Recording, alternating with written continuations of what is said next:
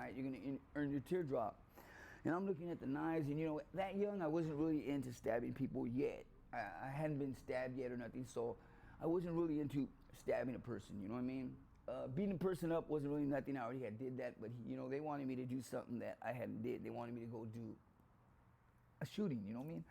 I didn't want to do a driver because I didn't want to shoot the wrong person, you know what I mean? I didn't want to shoot the wrong person, period, you know what I mean? I wanted to get somebody that was, you know, messing with my hood, you know, writing on the walls, coming down, gang banging on us, shooting at us.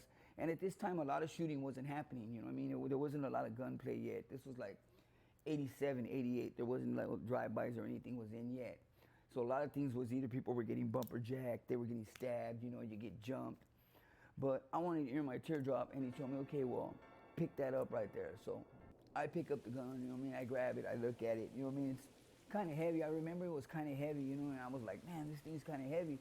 What I was worried about was, I always seen in movies and I seen when people fire a gun, you know, I always seen the recoil action, you know, I was worried about that because my older homie, he had went and did something, and I guess he had a big gun, and he had fired it, and he gave himself a black eye, you know what I mean? And I was like, whoa, you know, I don't want to, I asked my uncle, hey, I don't want to shoot this gun, it hits me in my face. He's like, what are you talking about? I said, it's a big gun. He goes, no, it's not going to do that. So he took me to the backyard, and he had set up in the garage, he had set up about 6 pieces of plywood and a mattress, and he used to test fire his guns inside that mattress. So he tells me, look, back up, get the gun, you know what I mean, and fire it at this mattress. He made like a little, you know, fake, like a fake person, and he goes, go ahead and fire it. So we close the doors and everything, you know, put the music up, and I ended up firing the gun about 3-4 times, and I tell him I'm ready. Now I'm really scared because I'm young, you know what I mean? I'm thinking, damn, you know, how are we gonna do this? Well, he tells me, he goes, I'll be back about 7, 8 o'clock to pick you up once it gets dark. So I remember I'm waiting, man, and this time's just going by really slow, and I want to do this so bad, but I'm also scared because I'm real young, you know? And at that time, my older brothers and my uncles and everybody, they had already put in the work. They already earned their teardrops, you know? And my grandfather used to tell me that I was the good one because I didn't have a teardrop on my face, so he felt that I didn't do, you know, the ultimate deed for the hood, so he used to always have me right there, you know, next to him. And I remember when I was gonna go do this, my uncle had came at 7 at night. He had brought some Michelob's beers with him. We drank a few beers, and I tell him, hey man, what about when Grandpa sees a teardrop on my face? You know, he's gonna think that, you know, I'm like everybody else, you know. He says, well, do you want the teardrop or not? I said, yeah, I want it. So we get in his car, we go down the street, we park at my homie's pad, and my other homie comes with, I remember it was a white car, I don't know what kind, but he came in it, you know what I mean? Yeah, I had a screwdriver inside the ignition and shit. So at that time I didn't know it was stolen. I thought it was my homie's car, but I didn't know it wasn't a stolen car. So we get in, and as we get in, my uncle's rummaging through the car, looking through it, and I'm like, man, he's looking through my homie's car. This is my homie's car. How could he just let him get in his shit like that? Well, lo and behold, I didn't know that it was a G-Ride. So we go, and then he says, well, where do you want to go? I said, well, you know, I want to go over the bridge, you know, and over the bridge is Pico Rivera. We're in Santa Fe Springs, and over the bridge is Pico Rivera. So we go to Pico Rivera, and we get there, and I remember we're going down this street. They got this street named Villa, and it goes all the way to a cul-de-sac and a dead end. So I remember as we go by, we see like 3 dudes standing in the front yard, and I guess they got a barbecue pit going, whatever, there's music, whatever, and we pass them up, you know what I mean, and they tell me lay down in the back seat, you know, and they drive by, they drive in with me in the back seat. He tells me, as soon as I tell you to get up and fire the gun, get up and fire the gun. So at this time, I'm really scared, you know, I can feel my hands shaking, and I'm really scared, but at the same time, I'm excited because I'm finally gonna get a tattoo on me. I had no tattoos at all. I'm finally gonna get my first tattoo.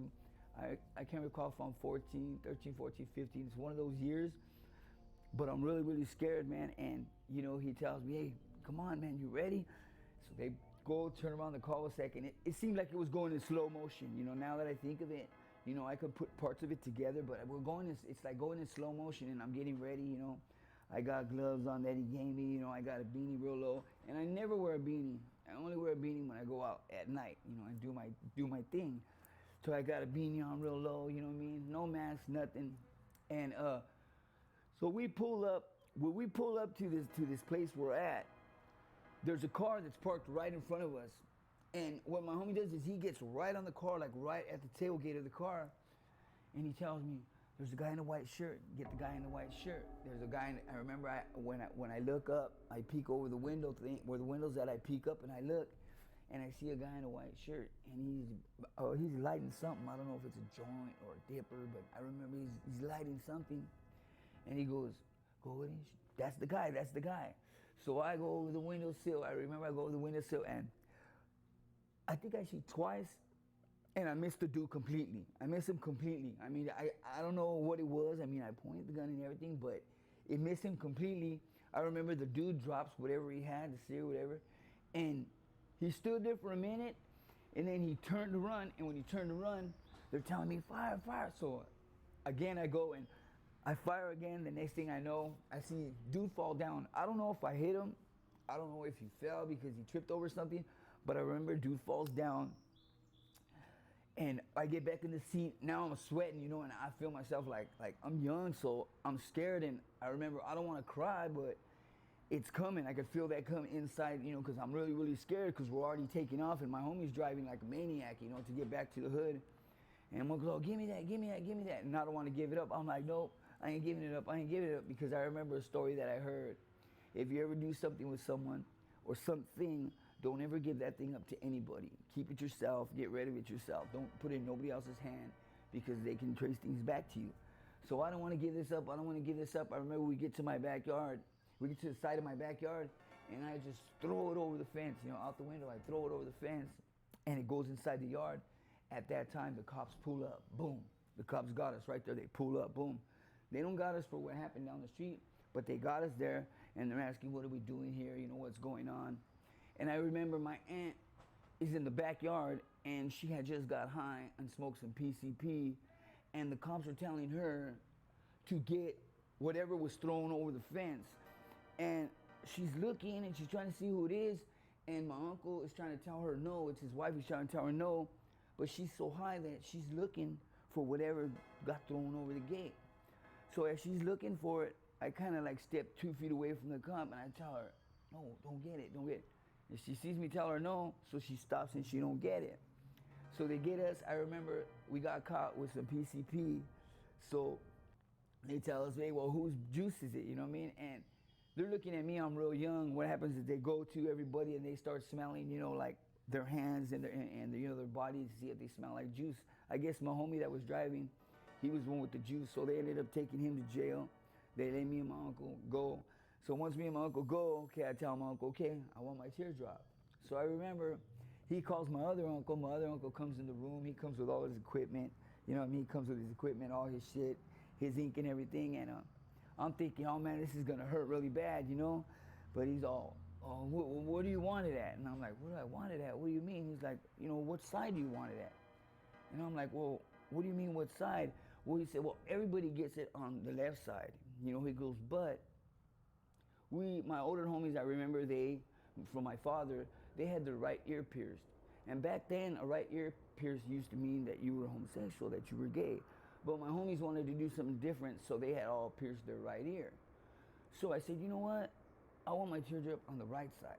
You know what I mean? So he says on the right side. I said, yeah, I'm not going to get my right ear pierced, but I can get the tattoo on the right side. He goes, well, that's the wrong side. I said, well, to me, it's going to be the right side because, you know, I like to keep, my homies always just like to keep things in the hood that represented something that kept the hood going. You know, how could you put it? They used to keep things really, really, really, really tight in the hood. You know, there's certain things we did and we kept it through generations.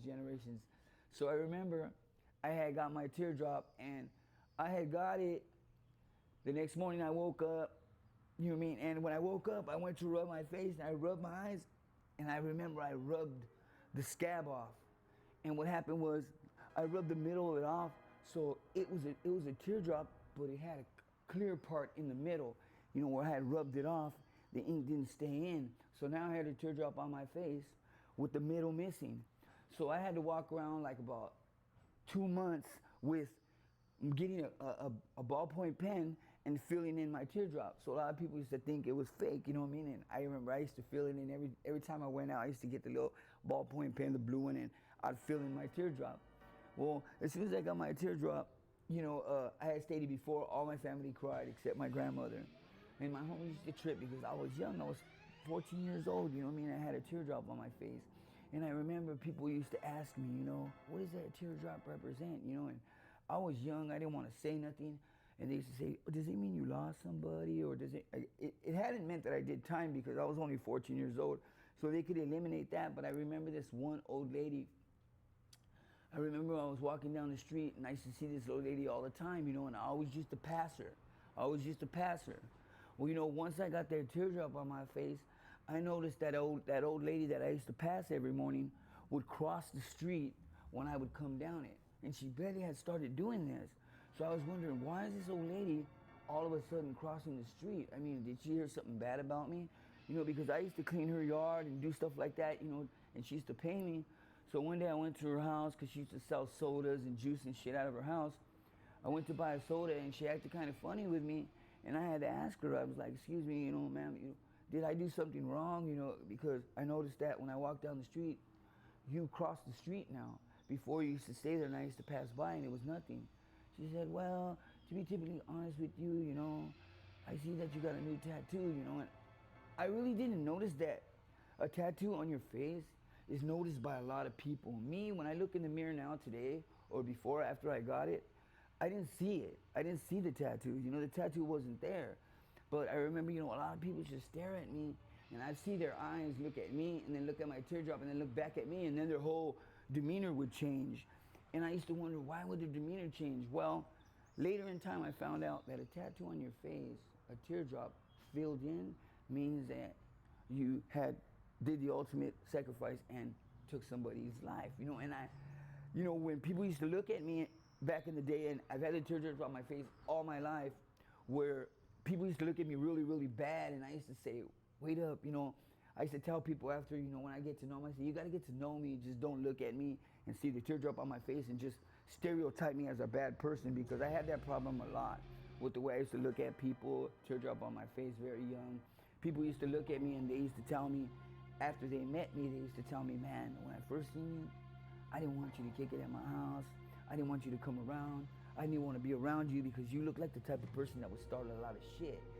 And I was like, that wasn't the person I was, They had to get to know me before, they can judge me. And they used to judge me on my teardrop a lot. So, once I got my teardrop, I wanted my next tattoos. And my next tattoos, of course, I wanted the hood. Did you kill that guy? I mean, to tell you the truth, I can't say today if I did or I didn't, but the whole thing about it was I seen him fall. I no longer seen dude around anymore. He wasn't around anymore. My older homies used to talk about it, but they used to keep the stuff in between them, It never came back to me and said, hey, you actually smoked dude or you actually put him down in the dirt.